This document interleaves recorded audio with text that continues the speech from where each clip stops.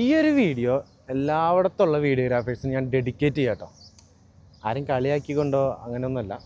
ഞാൻ കഴിഞ്ഞ ദിവസം പോസ്റ്റ് ചെയ്ത ഒരു വീഡിയോയിൽ എനിക്ക് കുറേ കമൻറ്റ്സ് വന്നിട്ടുണ്ടായിരുന്നു. ബ്രോ യൂസ് ചെയ്യുന്ന ജിംബൽ ഏതാ, ബ്രോ യൂസ് ചെയ്യുന്ന ക്യാമറ ഏതാ, അതുപോലെ പേഴ്സണലായിട്ടും അതുപോലെ തന്നെ സെയിം മെസ്സേജുകൾ എനിക്ക് വന്നിട്ടുണ്ടായിരുന്നു. അപ്പോൾ ഇവരോടൊക്കെ എനിക്ക് പറയാനുള്ളത് എന്താണെന്ന് വെച്ചാൽ, ഞാൻ ആ എടുത്ത വീഡിയോയിൽ ആ ഒരു ജിംബലിൻ്റെ ഒരു സ്റ്റെബിലൈസേഷൻ കണ്ടിട്ടാണ് അവർ മെസ്സേജ് അയക്കുന്നത്. അപ്പോൾ നമ്മൾ ആ ഒരു സ്മൂത്ത് നമ്മുടെ കൈക്കൊരു ബാലൻസ് ആക്കിയെടുത്തതാണ്. ഞാനൊക്കെ 15 വർഷമായി ഫീൽഡിൽ.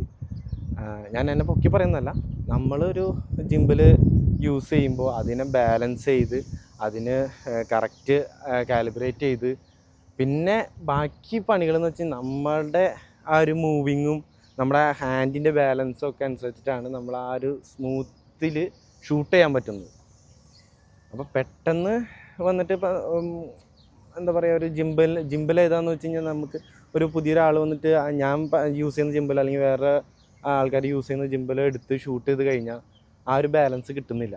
അതിന് പ്രാക്ടീസ് വേണം, നല്ല എക്സ്പീരിയൻസ് വേണം, അങ്ങനെ കുറേ കാര്യങ്ങളുണ്ട്. ഇപ്പോൾ വീഡിയോ ആണെങ്കിലും ഫോട്ടോ ആണെങ്കിലും അതിൻ്റെ പിന്നിൽ ഒരുപാട് പേര് പണിയെടുക്കുന്നുണ്ടാവും. എഡിറ്റർ ആയാലും അതല്ല ഫോട്ടോ എഡിറ്റേഴ്സ് ആയാലും ഇവരൊക്കെ നന്നായിട്ട് എഫർട്ട് എടുത്തിട്ടായിരിക്കും അങ്ങനെ ഒരു ഔട്ട് തരുന്നത്.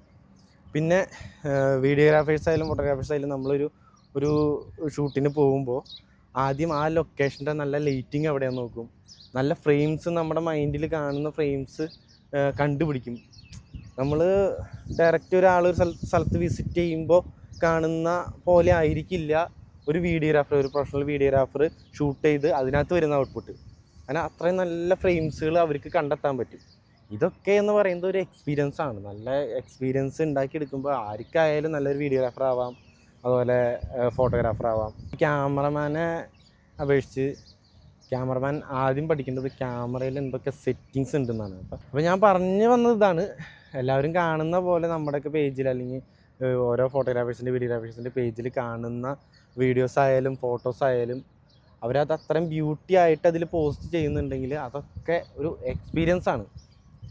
വർഷങ്ങളോളം എടുത്ത് എക്സ്പീരിയൻസ് ആക്കി എടുത്ത കാര്യങ്ങളാണ് അവർ അങ്ങനെ പോസ്റ്റ് ചെയ്തു പോകുന്നത്. അപ്പോൾ ഒരിക്കലും അതൊരു ക്യാമറേനെയോ അല്ലെങ്കിൽ ആ ജിംബലിനെയോ മാത്രം ഡിപ്പെൻഡ് ചെയ്തുകൊണ്ടല്ല, ആ എടുക്കുന്ന ആളുടെ എക്സ്പീരിയൻസ് കൂടിയാണ്. അപ്പോൾ ഞാൻ ഈ വീഡിയോ ചെയ്തത് അങ്ങനെ കമൻറ്റ് ചെയ്തവരെയോ അല്ലെങ്കിൽ അങ്ങനെ മെസ്സേജ് ചെയ്തവരെയോ അവരെ ആരെയും കളിയാക്കിക്കൊണ്ടല്ല, ഞാൻ ജസ്റ്റ് എൻ്റെ ഒരു അഭിപ്രായം പറഞ്ഞതാണ്.